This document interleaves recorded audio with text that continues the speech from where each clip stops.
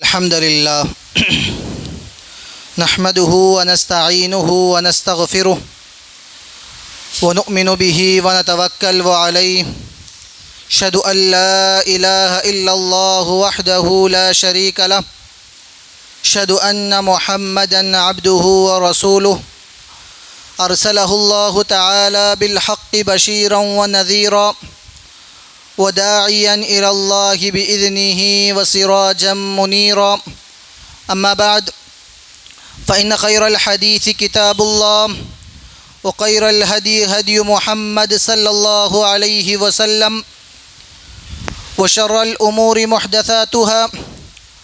وكل محدثة بدعة وكل بدعة ضلالة وكل ضلالة في النار أعوذ بالله السميع العليم من الشيطان الرجيم من همزه ونفخه ونفسه بسم الله الرحمن الرحيم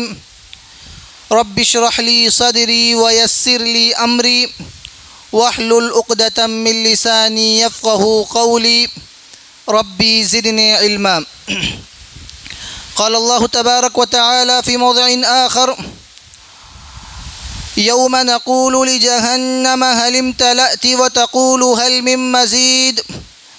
وأزلفت الجنة للمتقين غير بعيد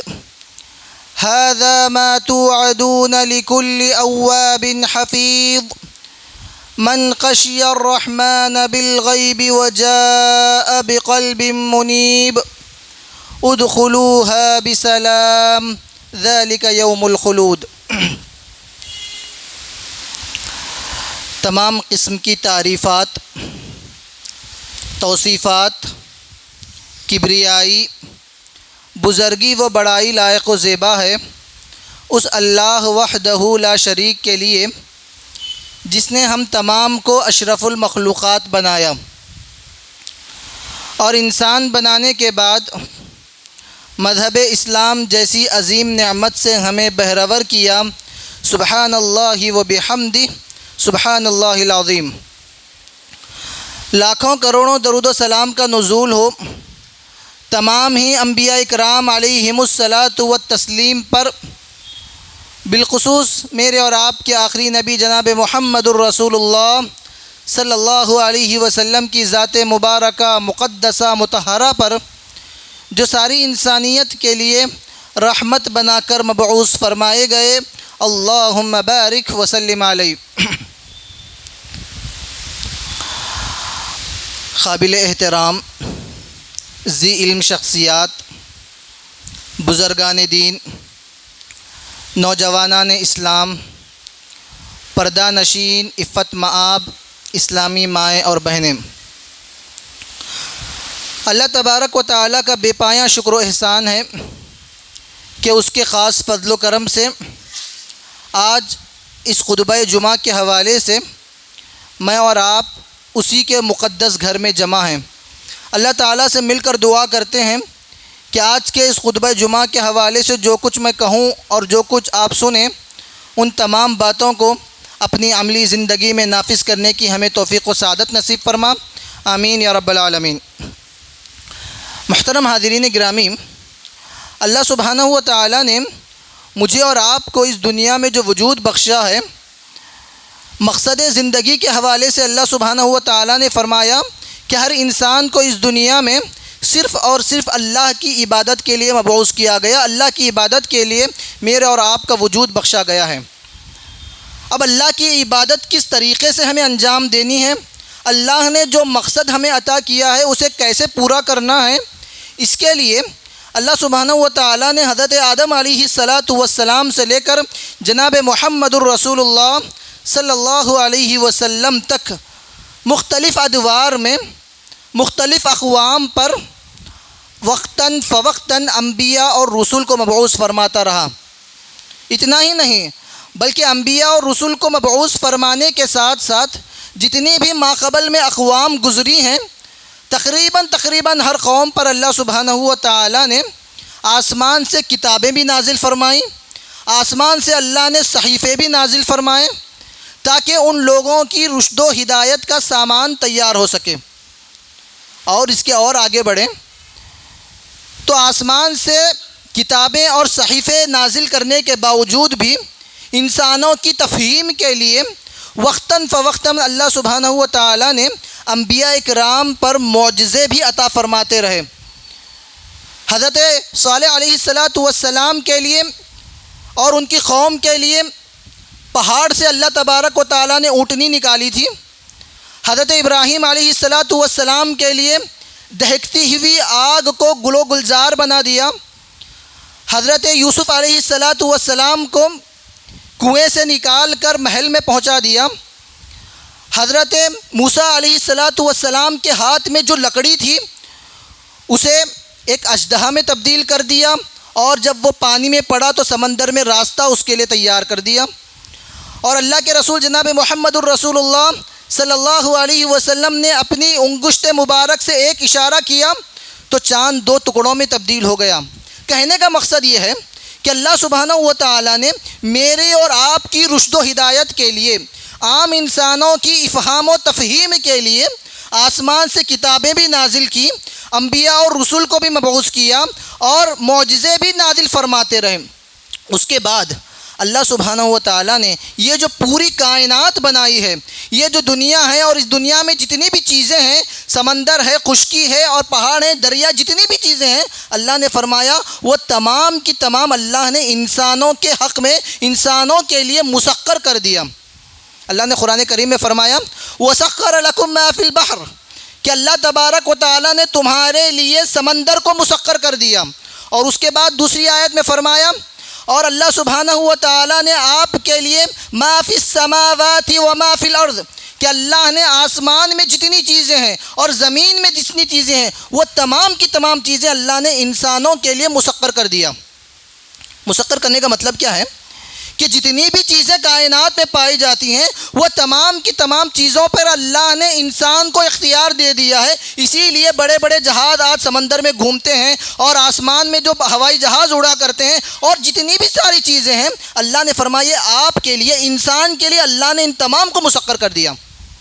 اللہ کی جب اتنی نعمتوں کا ہم نے تذکرہ کر لیا، اور اللہ سبحانہ و تعالیٰ نے پوری کائنات کو ہمارے لیے مسخر کر دیا، اور اس کے اوپر سب سے بڑا اعزاز ہمیں یہ عطا کیا کہ اللہ نے فرمایا میری جتنی بھی مخلوقات ہیں، جتنے بھی اللہ کے کریچرز ہیں، اللہ نے فرمایا تمام مخلوقات میں سب سے اونچا اور سب سے بڑا مرتبہ اگر کسی کا ہے تو فرمایا وہ حضرت انسان کا ہے۔ فرمایا آپ کو ہم نے اشرف المخلوقات بنا دیا۔ اللہ کی جتنی بھی مخلوقات ہیں،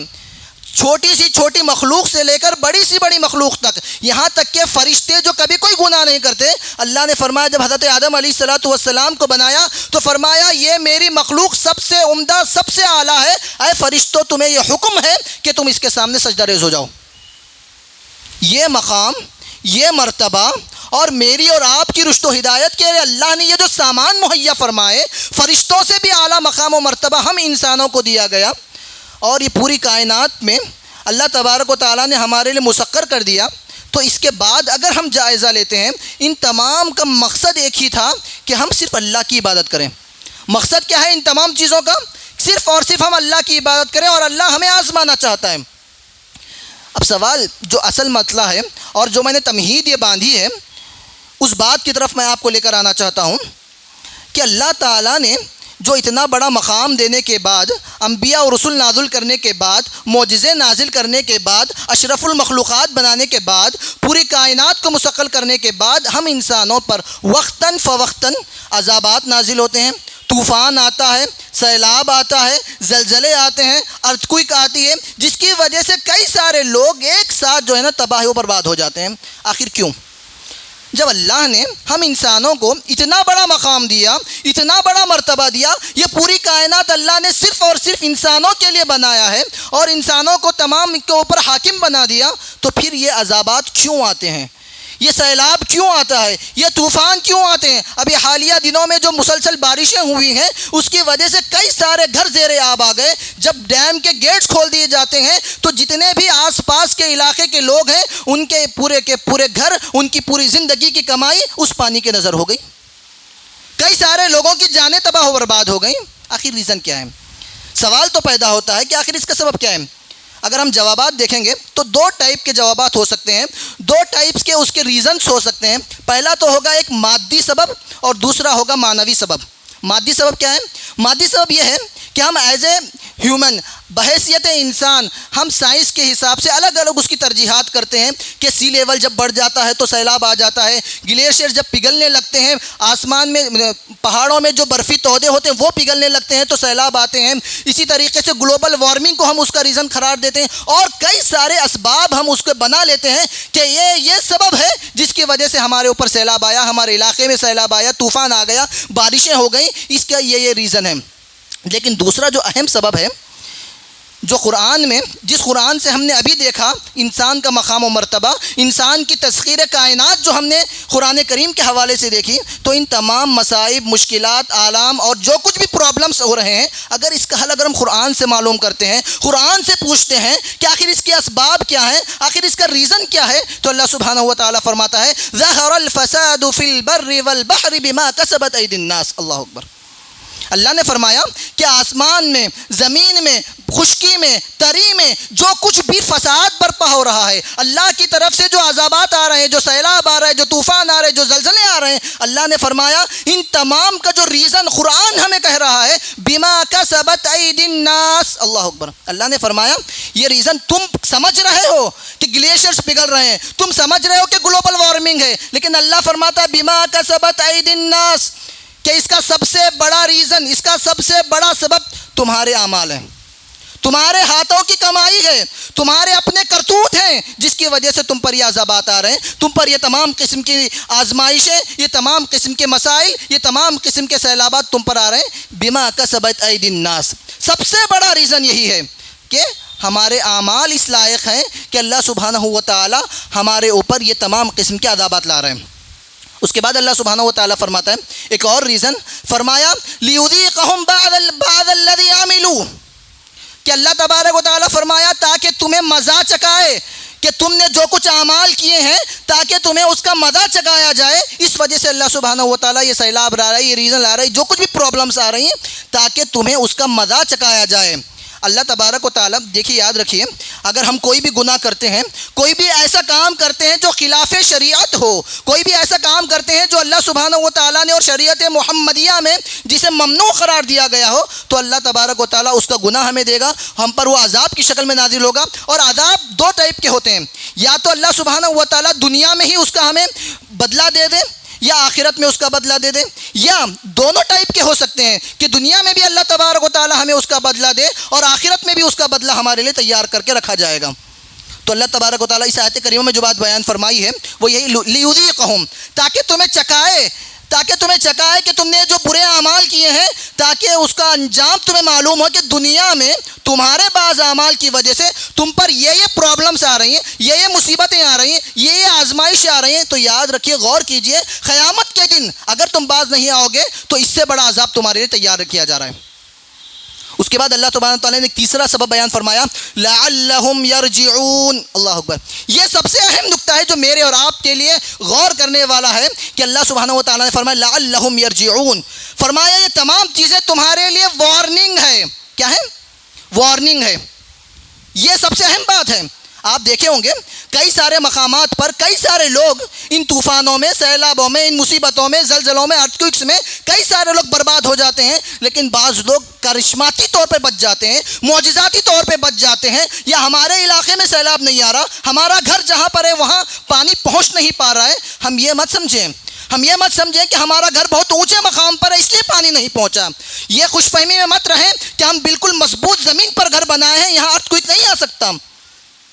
یہ مت سمجھیں کہ ہم نے فلاں پلیٹس لگا چکے ہیں، ہمارے گھروں پر بجلیاں نہیں گریں گی، نہیں، اللہ تمہیں مہلت دے رہا ہے۔ لعلہم یرجعون، فرمایا دوسروں پر جو عذاب آ رہا ہے یہ تمہارے لیے وارننگ ہے۔ آج ان پر جو مصیبت آئی ہے کل وہ تمہارے گھروں تک پہنچ سکتی ہے۔ تمہارے اعمال کوئی دودھ کے دھلے نہیں ہیں، لیکن اللہ تبارک و تعالیٰ تمہیں وارننگ دے رہا ہے۔ اللہ تبارک و تعالیٰ تمہیں آگاہ کر رہا ہے کہ دوسرے لوگوں کو دیکھ کر عبرت حاصل کرو، دوسرے لوگوں کو دیکھ کر اپنے اعمال کو درست کر لو، کیونکہ پتہ نہیں کب تمہاری موت آ جائے، پتہ نہیں کب تمہارے اوپر وہ مصیبت آ جائے۔ آج کوئی اور اس کا شکار ہو جا رہا ہے، کل کب تمہارا نمبر آ جائے کسی کو نہیں پتہ۔ ہماری خوش فہمیاں ہیں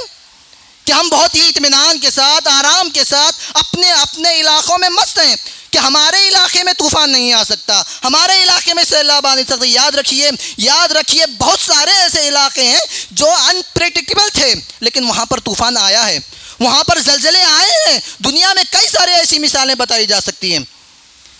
اور لوگ جب دوسرا کوئی ریزن تراش لیتے ہیں کہ نہیں یہاں پر یہ سبب تھا، اس وجہ سے ایسا ہوا۔ جب کوئی پرابلم آتی ہے اس سے پہلے تو کوئی پیشن گوئی نہیں ہے، کوئی پریکاسٹنگ نہیں ہے، لیکن جب ہو جاتا ہے تب ہم ریزن تلاش کرتے ہیں۔ وہ کس لیے؟ سیلف سیٹسفیکشن کے لیے بس، اور کوئی دوسرا ریزن نہیں۔ اپنے آپ کو مطمئن کرنے کے لیے کہ یہ مسئلہ تھا، یہ اس کا ریزن تھا، اس وجہ سے یہ ہوا، اگر یہ نہیں ہوتا تو نہیں ہو سکتا تھا، اگر ہم پہلے سے اس کے بارے میں پلاننگ کر لیے ہوتے تو نہیں ہوتا تھا۔ یہ صرف اور صرف اپنے اطمینان کے لیے اور اپنے آپ کو دھوکہ دینے کے لیے، خود فریبے کے لیے، اور کچھ نہیں ہے۔ اللہ تبارک و تعالیٰ نے بیان فرمایا، یاد رکھیے یہ جو بارشیں جو مسلسل ہو رہی ہیں، جو مانسون انپریڈکٹیبل ہو چکا ہے اور اتنے جو پرابلمز کریٹ ہو رہے ہیں، اللہ سبحانہ و تعالیٰ فرماتے ہیں لعلہم یرجعون،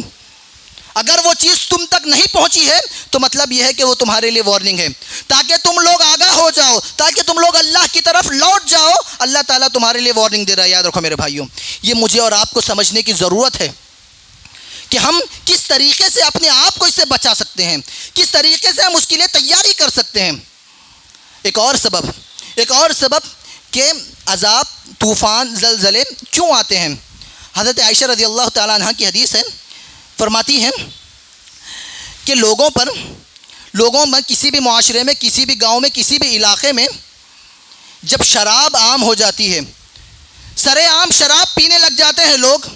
زنا عام ہو جاتا ہے، ناچ اور گانا جب لوگوں کا معمول کا حصہ بن جاتا ہے تو اللہ سبحانہ و تعالیٰ زمین کو حکم دیتا ہے کہ تو زلزلہ پیدا فرما۔ 3 ریزنز حضرت عائشہ رضی اللہ عنہ نے بیان فرمائے۔ فرمایا پہلا ریزن یہ ہے کہ جس معاشرے میں زنا عام ہو جائے، آج ہم اپنے معاشرے کا جائزہ لے کر دیکھیں، زنا کا مطلب وہ نہیں ہے کہ صرف ہم فزیکل کسی کے ساتھ کوئی انسان ہو جائے، کئی طرح کے زنا ہے، آنکھوں کا زنا ہوتا ہے، پیروں کا زنا ہوتا ہے، ہاتھوں کا زنا ہوتا ہے، اور بھی کئی ٹائپ کے زنا ہوتے ہیں جو آج نادانستگی میں کئی سارے لوگ کر رہے ہیں۔ غلط چیزوں کو دیکھنا، غلط چیزوں کو چھونا، غلط چیزوں کو محسوس کرنا، یہ تمام چیزیں اسی قبیل میں آتی ہیں، اور آج یہ ہمارے معاشرے کا حصہ بن چکی ہیں۔ الکوہل کتنا ہمارے معاشرے میں عام ہو چکا ہے، دودھ اور دہی کی اتنی دکانیں نہیں ملیں گی جتنی آپ کو شراب کے ٹھیکے نظر آئیں گے۔ ناچ گانا کتنا ہماری زندگی کا معمول کا حصہ بن چکا ہے، کسی کا بھی موبائل اٹھائیے، فون آتا ہے تو فوراً گانا بجنے لگتا ہے، میوزک بجنے لگتی ہے۔ ہم غیر محسوس طریقے سے اس چیز کا حصہ بن چکے ہیں، ہمیں اندازہ بھی نہیں ہے کہ ہم کیا چیز کر رہے ہیں، ہماری زندگی کا کون سا حصہ بن چکا ہے، اور اللہ تبارک و تعالیٰ نے شریعت اسلامیہ میں اس کے بارے میں کیا حکم بیان فرمایا ہے۔ یوٹیوب کھولتے ہیں، کئی سارے سوشل میڈیا پلیٹ فارمز پہ ہم جاتے ہیں، آپ ایک چیز اگر سرچ کرنے لگ جاتے ہیں، کئی ساری میوزک، کئی سارے ایڈز کی شکل میں، کئی سارے ویڈیوز کی شکل میں، کئی سارے ریلز کی شکل میں ہمارے کانوں تک پہنچ رہی ہیں، ہمارے آنکھوں تک پہنچ رہی ہیں، اور ہم ان تمام چیزوں کو کنزیوم کر رہے ہیں، اور ہم کہہ رہے ہیں کہ نہیں ہم متقی ہیں، ہم پرہیزگار ہیں، ہم 5 وقت کے نمازی ہیں۔ نہیں، آپ تو یہ اعمال کر رہے ہیں جن کے بارے میں اماں عائشہ نے فرمایا کہ یہی وہ اعمال ہیں جن کی وجہ سے تم پر مصیبتیں آنے والی ہیں، اور ہم کہہ رہے ہیں کہ ہم پر مصیبتیں کیوں آتی ہیں؟ رحمتیں ہیں تیرے اغیار کے کاشانوں پر، برق گرتی ہے تو بیچارے مسلمانوں پر، شاعر شکوہ کر رہے ہیں۔ بھائی غیر محسوس طریقے سے ہم وہ امور انجام دے رہے ہیں جن امور کے بارے میں شریعت نے کہا ہے کہ یہ تمہارے لیے مصیبتوں کا ذریعہ ہے، یہ اللہ تبارک و تعالیٰ کے عذاب کا ذریعہ بن رہی ہیں، اور ہم ان تمام چیزوں کو غیر دانستگی کے ساتھ ہم اس کو کنزیوم بھی کر رہے ہیں، محسوس بھی کر رہے ہیں، استعمال بھی کر رہے ہیں، اور اپنی نئی نسلوں تک منتقل بھی کر رہے ہیں۔ اللہ اکبر، یہ بہت بڑی چیز ہے۔ ہم تو گنہگار ہو ہی رہے ہیں، ہم تو برباد ہو ہی رہے ہیں، ساتھ ساتھ جو آنے والی جو ہماری نئی نسل ہے، نیو جنریشن ہے، ہم ان تمام تک وہ چیزیں منتقل بھی کر رہے ہیں، اور ہم یہ سوچ رہے ہیں کہ ہم پر کوئی مصیبت نہ آئے، ہم پر کوئی عذاب نہ آئے، ہم پر کوئی طوفان نہ آئے، کوئی سیلاب نہ آئے۔ نہیں، یہ ہمارے اعمال ہیں، یہ ہمارے اعمال ہیں جن کی وجہ سے یہ اعمال، یہ مصیبتیں، یہ آزمائشیں، یہ طوفان، یہ سیلاب، یہ زلزلے، یہ ارتھ کوئکس، یہ تمام چیزیں آتی ہیں کیونکہ ہمارے معاشرے میں وہ برائیاں عام ہو چکی ہیں جن برائیوں کو اللہ سبحانہ و تعالیٰ نے اور شریعت اسلامیہ نے کہا کہ یہ اللہ کے عذاب کو دعوت دینے والے اعمال ہیں۔ حضرت عائشہ رضی اللہ عنہ کی میں حدیث بیان کر رہا تھا، حضرت انس رضی اللہ عنہ نے سوال کیا کہ اماں عائشہ، اے ام المؤمنین، کیا یہ جو عذابات آتے ہیں مومنین پر بھی آتے ہیں، مشرکین پر بھی آتے ہیں، گنہگاروں پر بھی آتے ہیں، تو کیا یہ تمام کے لیے عذاب ہیں؟ تو اماں عائشہ رضی اللہ عنہ نے فرمایا کہ جو گنہگار ہیں، جو مشرکین ہیں، ان کے لیے تو یہ سزا ہے، ان کے لیے تو یہ عذاب ہے، لیکن جو اہل ایمان ہیں، جو اہل ایمان ہیں، ان کے لیے عبرت ہے، ان کے لیے نصیحت ہے اور ان کے لیے وارننگ ہے۔ جو قرآن کریم میں اللہ سبحانہ و تعالیٰ نے فرمایا اسی کی ترجمانی اماں عائشہ رضی اللہ تعالیٰ نے فرمایا کہ اہل ایمان کے لیے چیز وارننگ بن جاتی ہے، اہل ایمان کے لیے چیز عبرت بن جاتی ہے۔ ایک حدیث تو ہم نے دیکھ لیا، دوسری حدیث جو ہم انشاءاللہ اس کے حل کے حوالے سے دیکھیں گے کہ یہ جو عذابات آ رہے ہیں، ان عذابات کے سلسلے میں قرآن کریم میں ایک اور آیت کریمہ میں اللہ سبحانہ و تعالیٰ نے فرمایا کہ فَبِمَا كَسَبَتْ أَيْدِيكُمْ، کہ اللہ سبحانہ و تعالیٰ نے فرمایا مَا أَصَابَكُم مِّن مُّصِيبَةٍ، کہ جو کچھ بھی مصیبتیں تم تک آ رہی ہیں، اللہ سبحانہ و تعالیٰ نے فرمایا یہ تمہارے اعمال کا نتیجہ ہے، اور اللہ سبحانہ و تعالیٰ یہ فرماتے ہیں وَيَعْفُو عَن كَثِيرٍ، اسی آیت کریمہ میں آخر میں اللہ سبحانہ و تعالیٰ نے فرمایا وَيَعْفُو عَن كَثِيرٍ، کہ اللہ سبحانہ و تعالیٰ یہ جو مصیبتیں، یہ جو آزمائشیں، یہ طوفان، سیلاب، جو کچھ بھی آ رہا ہے، اللہ نے فرمایا کہ یہ تو تمہارے گناہوں کا نتیجہ تو ہے ہی ہے، لیکن ساتھ میں یہ بھی فرمایا وَيَعْفُو عَن كَثِيرٍ، کہ ان چیزوں کی وجہ سے اللہ سبحانہ و تعالیٰ بہت سارے لوگوں کے گناہوں کو معاف فرما دیتا ہے۔ اللہ اکبر۔ جو ہمارے صغائر ہوتے ہیں، جو ہمارے چھوٹے چھوٹے گناہ ہوتے ہیں، ان مصیبتوں کی وجہ سے، ان آزمائشوں کی وجہ سے، ان پرابلمز کی وجہ سے اللہ فرماتا ہے کہ تمہارے جو گناہ ہیں، جو صغیرہ گناہ ہیں، وَيَعْفُو عَن كَثِيرٍ، اللہ تعالیٰ جتنا چاہتا ہے اتنا معاف فرما دیتا ہے۔ تو یہ ان لوگوں کے لیے ہے جو اہل توحید ہیں، جو اپنی زندگی میں شرک سے دور ہیں، کبائر سے جو لوگ اجتناب کرتے ہیں، جو بڑے بڑے گناہ ہیں جسے شریعت میں کبائر کہا گیا ہے، جو ان تمام سے گریز کرتے ہیں اور بحیثیت انسان، کیونکہ اللہ کے رسول نے فرمایا کلو بنی آدم خطاء وخیر الخطائین التوابون، کہ اللہ کے رسول نے فرمایا کلو بنی آدم کی جتنی بھی اولاد اس روئے زمین پر رہتی ہے، اس روئے زمین پہ بستی ہے، اللہ کے رسول نے فرمایا وہ تمام کی تمام گنہگار ہے، میں بھی گنہگار ہوں، آپ بھی گنہگار ہے، ہر فرد اس معاشرے کا، اس قوم کا گنہگار ہے، کیونکہ اللہ کے رسول نے فرمایا۔ اس کے بعد فرمایا وخیر الخطائین التوابون، یہ سب سے اہم چیز ہے، یہ اہل ایمان کی صفت ہوا کرتی ہے کہ بہترین گنہگار وہ ہوتے ہیں جو اپنے گناہوں پر پچھتاوا کرتے ہیں، اپنے گناہوں پر معافی مانگتے ہیں اور اللہ تبارک و تعالیٰ سے توبہ استغفار کرتے ہیں، اور ایسے لوگ اللہ تبارک و تعالیٰ کے نزدیک محبوب بھی ہوتے ہیں اور اس کے پسندیدہ بندوں میں ان کا شمار ہوتا ہے۔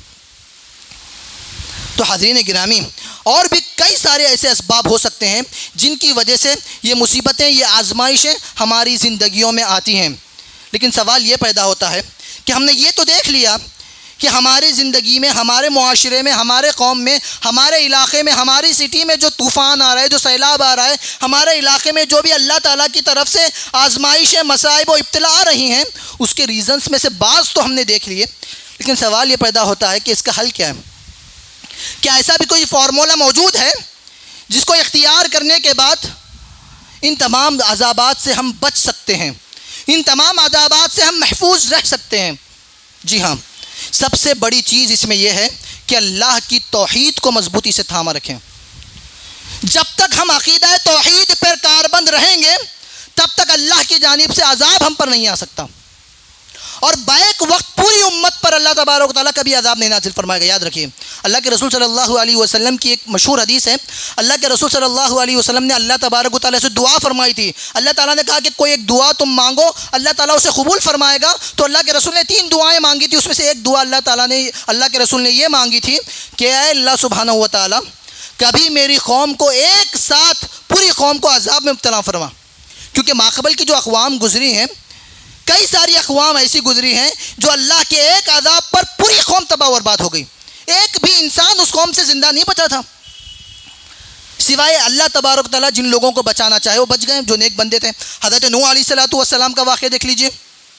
جب سیلاب آ جاتا ہے، پوری دنیا میں سیلاب آ گیا تھا۔ حضرت موسیٰ علیہ السلام کی زندگی میں دیکھیے، اور حضرت قوم سمود کا واقعہ دیکھیے، کئی سارے ایسے واقعات ملتے ہیں کہ پوری قوم کی قوم اس میں برباد کر دی جاتی ہے، سوائے ان لوگوں کے جنہیں اللہ تبارک و تعالیٰ بچانا چاہے۔ لیکن اللہ کے رسول صلی اللہ علیہ وسلم نے یہ دعا فرمائی تھی، اے اللہ تو میری پوری قوم پر ایک ساتھ عذاب مت برما، اور اللہ سبحانہ و تعالیٰ نے اس دعا کو قبول فرمایا تھا۔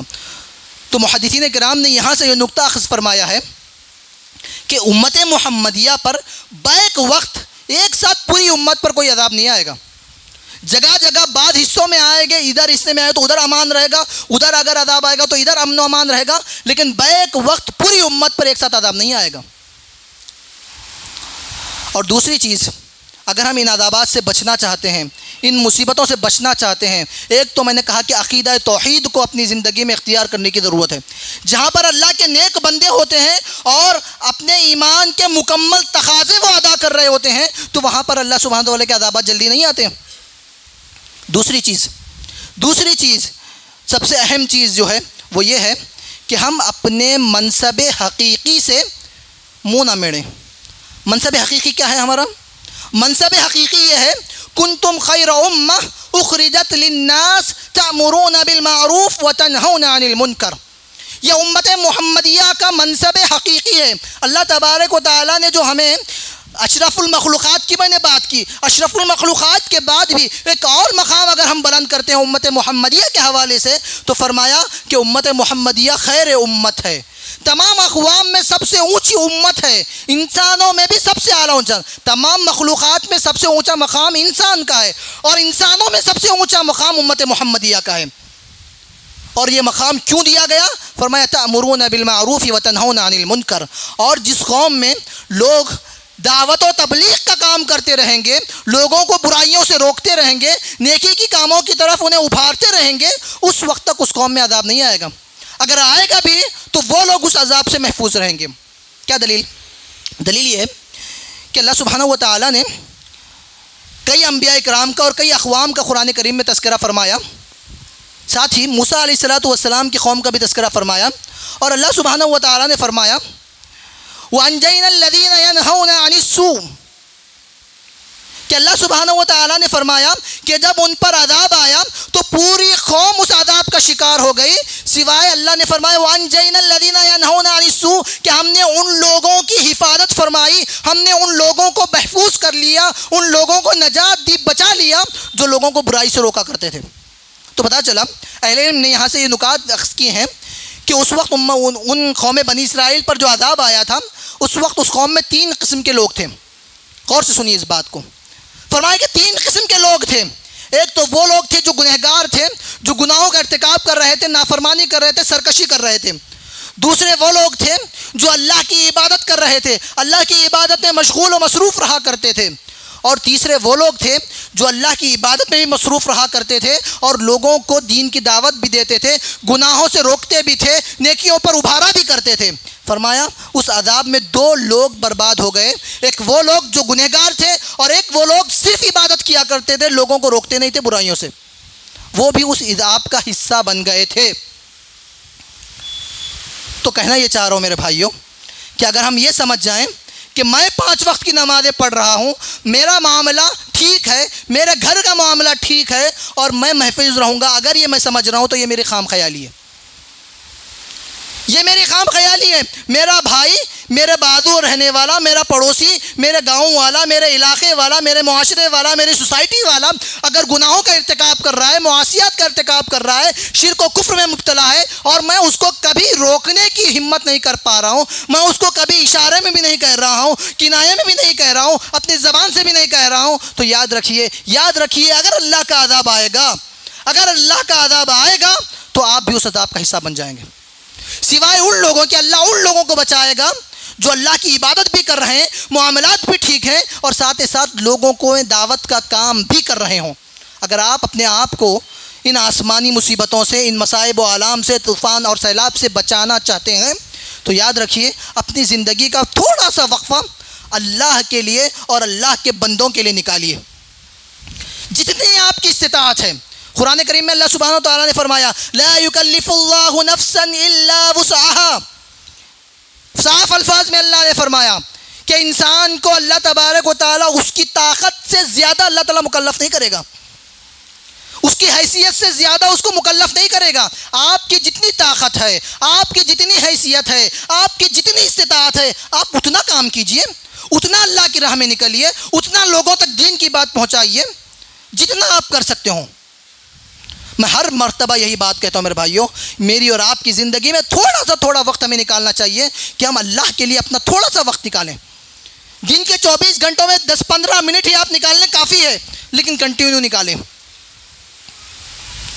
تو کل کے دن جو ہم عذابات کے حوالے سے بات کر رہے تھے، اللہ تبارک و تعالیٰ کی جانب سے جن آزمائشوں کا ہم تذکرہ کر رہے تھے، اگر یہ آئیں گی تو قوم میں جو 3 کیٹیگریز ہوں گی، ان کیٹیگریز میں سے ہم سب سے اول کیٹیگری میں رہیں گے اور اللہ تبارک و تعالیٰ ہمیں بچائے گا۔ بقیہ 2 کیٹیگریز ہوں گی، جو گنہگاروں کی کیٹیگری ہوگی اور جو ان لوگوں کی ہوگی جو اپنے آپ میں رہتے ہیں لیکن دوسروں تک اللہ کا پیغام، اس کے دین کا پیغام، اس کی شریعت کا پیغام نہیں پہنچاتے ہیں، وہ لوگ بھی اس عذاب کا حصہ بن جائیں گے۔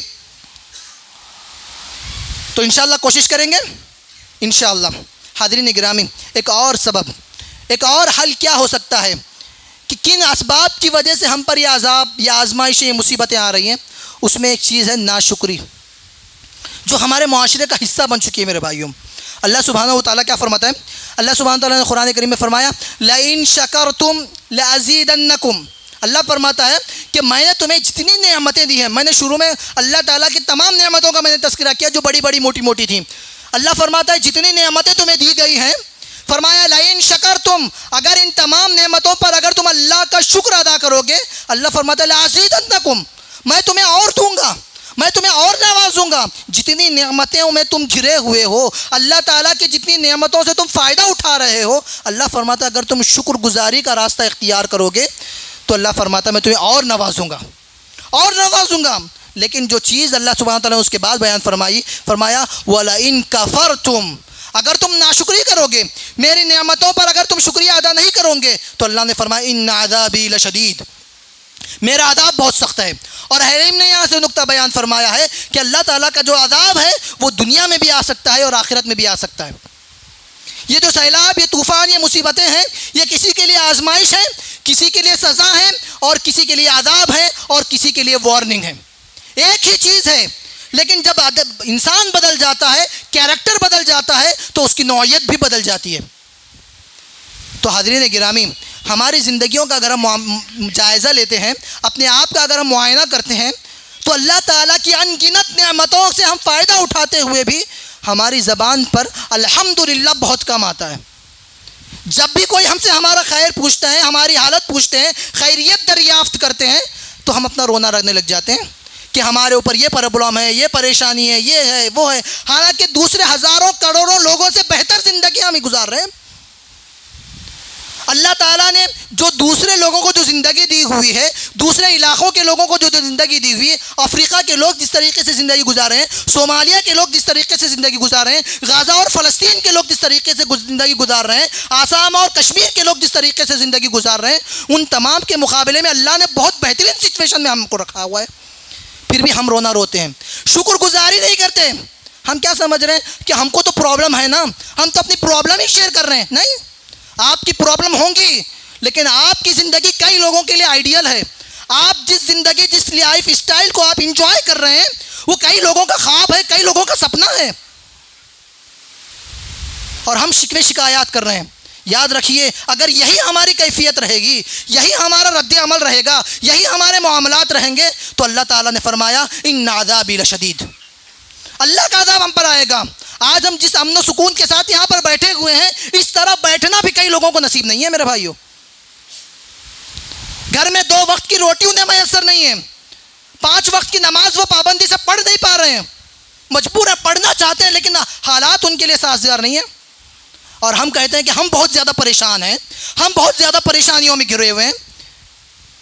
یاد رکھیے اگر ہم ناشکری کریں گے، یاد رکھیے اگر ہم ناشکری کریں گے، اِنَّ عَذَابِي لَشَدِيدٌ، اللہ نے فرمایا ہوا ہے، اللہ کا عذاب بہت سخت ہے۔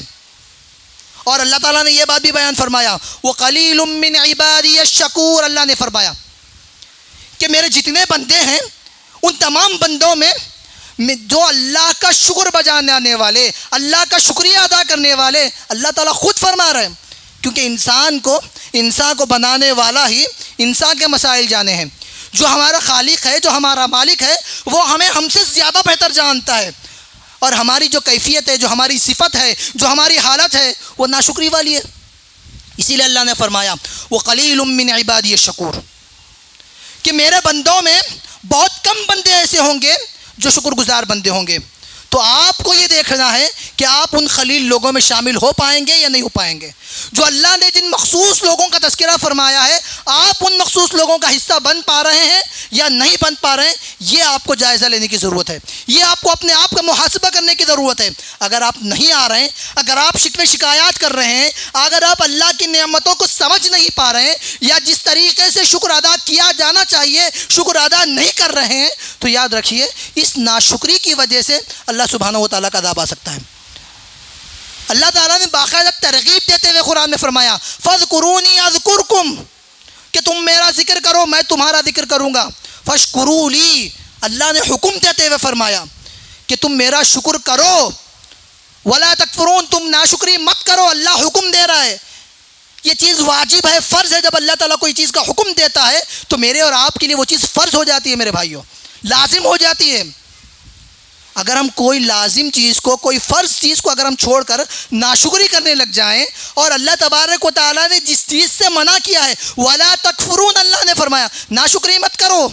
لیکن اگر ہم وہ کام کرنے لگ جاتے ہیں تو پھر یاد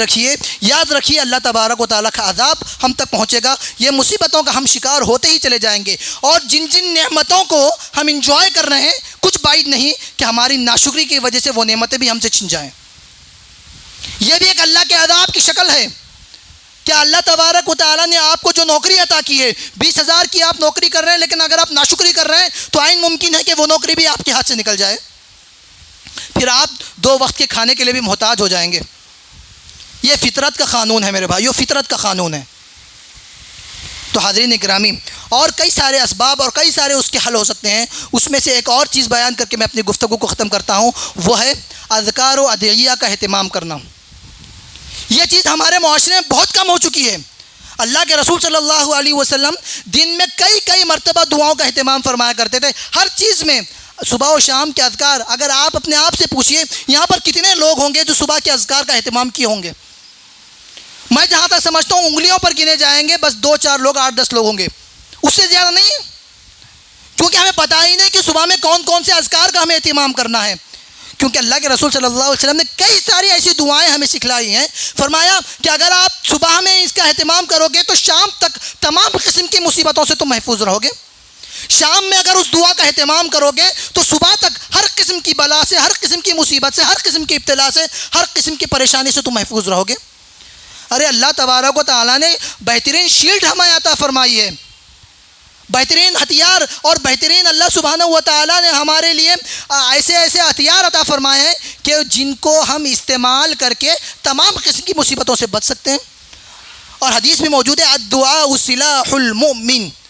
کہ دعا جو ہوتی ہے وہ مومن کا ہتھیار ہوا کرتی ہے بیسیکلی۔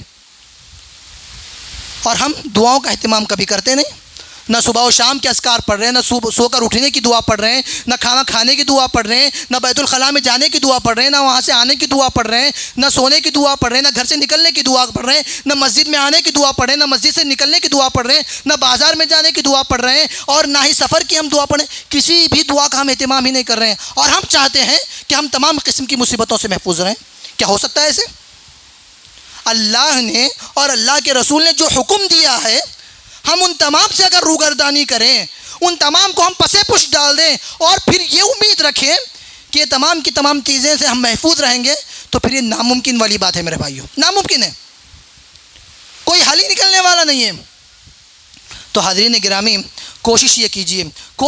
کیجئے کہ جتنا ہو سکے ہم دعاؤں کا اہتمام کریں، اور جتنی نعمتیں اللہ تبارک و تعالیٰ نے ہمیں عطا کی ہیں ان نعمتوں پر اللہ کا شکر ادا کرنا سیکھیے۔ اسی طریقے سے جتنی باتیں ہم کو معلوم ہیں، جتنا دین کا نالج ہمیں معلوم ہے، وہ دوسروں تک پہنچانے کی کوشش کریں، اور تو اور عقیدہ توحید کے حوالے سے اپنے آپ کو مضبوط سے مضبوط ترین کریں، شرک کی بو باس سے بھی ہم اپنے آپ کو دور رکھیں۔ اگر ان تمام چیزوں کو اگر ہم فالو کریں گے، ان تمام چیزوں کو اگر ہم اپنی زندگی کا حصہ بنا لیں گے، تو یاد رکھیے اللہ سبحانہ و تعالیٰ ہر قسم کی مصیبت سے، ہر قسم کی مبتلا سے، ہر قسم کی پریشانی سے، ہر قسم کے سیلاب سے، طوفان سے، جو کچھ بھی پرابلم آ رہی ہے، اللہ تعالیٰ ہم تمام کو محفوظ رکھے گا۔ اگر ہم ان کو لاپرواہی کا شکار ہو جائیں گے، ان کو اگر ہم پسے پش ڈال دیں گے، تو پھر اللہ کے عذاب سے کوئی بچانے والا نہیں ہے، کوئی بچانے والا نہیں ہے۔ تو اللہ تبارک و تعالیٰ سے ہم مل کر دعا کرتے ہیں کہ الہ العالمین ہم تمام کو اس قسم کی عذابات سے، اس قسم کے پریشانیوں سے، اس قسم کے ابتلا سے، اس قسم کے مصائب سے اے اللہ سبحانہ و تعالیٰ ہم تمام کو محفوظ فرما۔ اے اللہ سبحانہ و تعالیٰ جو اچانک آنے والی موت ہوتی ہے، اے اللہ اس قسم کی موت سے بھی تو ہماری حفاظت فرما۔ اے اللہ سبحانہ و تعالیٰ جو کوئی بھی لوگ ہمارے معاشرے میں، ہمارے خاندان میں گزر چکے ہیں، اے اللہ سبحانہ و تعالیٰ اگر توحید پر ان کا خاتمہ ہوا ہو تو اے اللہ ان تمام کی تو مغفرت فرما میرے مولا۔ اے اللہ سبحانہ و تعالیٰ یہاں پر جتنے بھی لوگ ہم بیٹھے ہوئے ہیں، اے اللہ ہم تمام کو جنت الفردوس میں اسی طریقے سے جمع ہونے کی توفیق و سعادت نصیب فرما، آمین یا رب العالمین۔ وآخر دعوانا ان الحمد للہ رب العالمین۔